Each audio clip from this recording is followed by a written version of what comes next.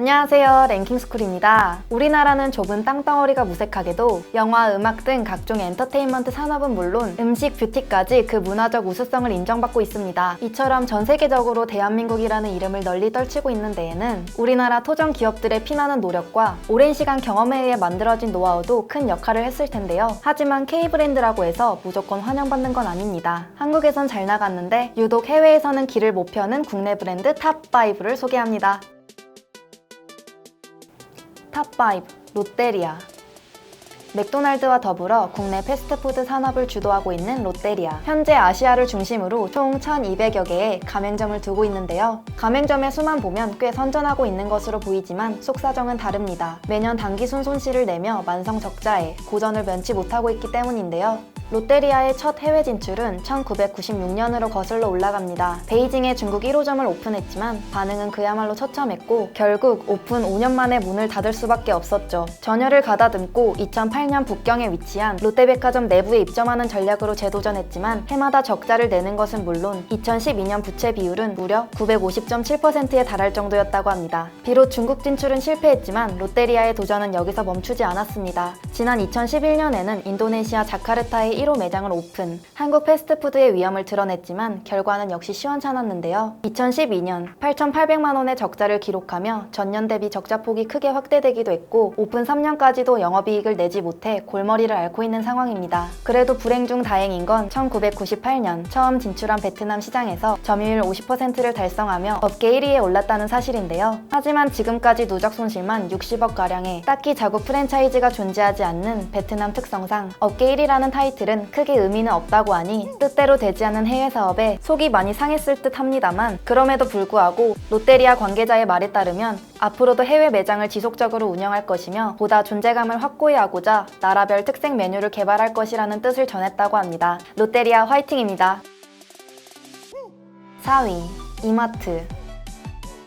신세계그룹이 운영하는 이마트는 롯데마트와 함께 국내 유통업 시장을 쥐락펴락하는 국내 대표마트라 해도 과언이 아닌데요. 과연 이곳의 해외 진출 상황은 어떨까요? 2000년대 전후로 14억 명에 달하는 인구를 지닌 중국이 이른바 황금알을 낳는 거위로 떠오르며 이마트를 포함한 국내 유통기업들의 중국 진출이 가속화된 바 있습니다. 신세계의 이마트도 무려 20년 전인 1997년에 첫 진출, 30여 개의 현지 매장을 운영하면서 천천히 성장한 것으로 전해졌지만 2011년부터 매출 부진이 시작되며 사업 구조조정에 돌입했는데요. 결국 매장을 대거 폐점하며 전국적으로 7개 매장만 운영해오다 지난 2017년에는 실적 부진으로 완전히 문을 닫게 되었습니다. 이마트의 중국 실패 요인으로는 중국 정부의 자국 기업 보호를 위한 조직적인 영업 방해와 한동안 지속됐던 사드 문제로 인한 중국 내 반한 감정이 대두되고 있는데요. 이와 더불어 현지화 실패도 큰 원인으로 꼽히고 있습니다. 우리나라와 달리 민족주의 및 배타주의 성향이 강한 중국에서 한국 점포와 비슷한 형태의 판매 시스템을 지속적으로 고집하니 중국인들로부터 외면받는 것 아니냐는 의견도 제기되고 있는 상황이라고 하네요. 3위 미샤.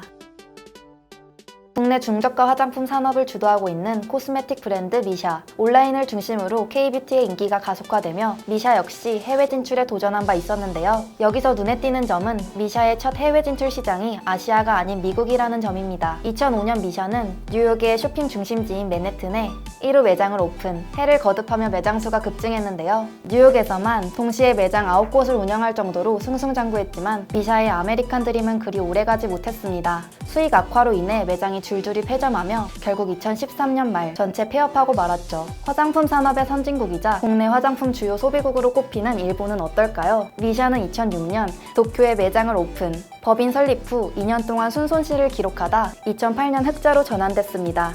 한류의 인기와 함께 지속적으로 흑자를 유지하다 5년 만인 2013년 적자로 돌아서게 됐고 이듬해인 2014년엔 손실액이 무려 25억 원까지 치솟으며 위기설이 나돌다 결국 2017년 전 매장을 철수하게 되었습니다. 현재는 매장 오픈 대신 드럭스토어나 화장품 편집숍에 입점하는 것으로 전략을 바꿔 매출 회복을 노리고 있다고 합니다.